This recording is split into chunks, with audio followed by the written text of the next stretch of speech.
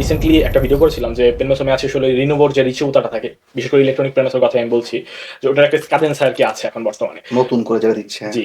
তো এখন আমার প্রশ্নটা হচ্ছে, যদি কেউ এই স্কাদেন্সা মানে বা রিচিউতা নিয়ে দেশে চলে যায়, এখন দেশে থাকা অবস্থাতে তার যে স্কাদেন্সাটা এটা যদি পার হয়ে যায়, তাহলে কি সে আসতে পারবে কোনো জুস্টিফিকেশনে দেখে?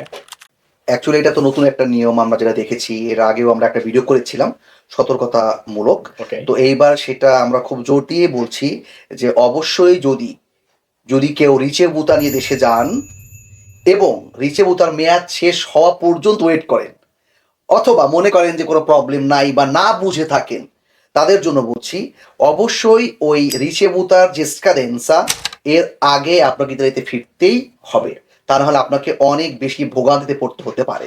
যদি এরকম হয় যে আপনি luckily ricevuta già scaduta, ma il permesso è pronto, ওকে। un discorso diverso. আচ্ছা।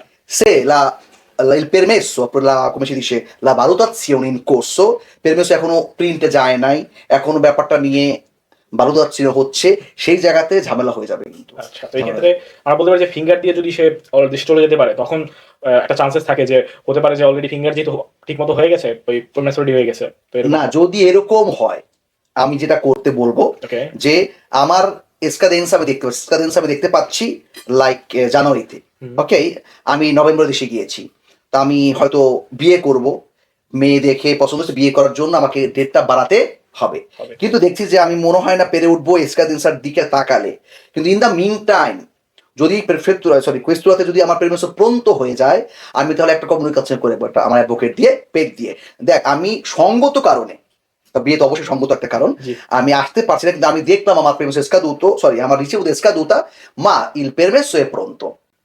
ওকে, এই জায়গাটা যদি কমিউনিকেশন করা যায়, এবং অবশ্যই যতটুকু আমি জানি যে সেই ক্ষেত্রে কোয়েস্তুরা অবশ্যই ব্যাপারটা ওইভাবে দেখবে।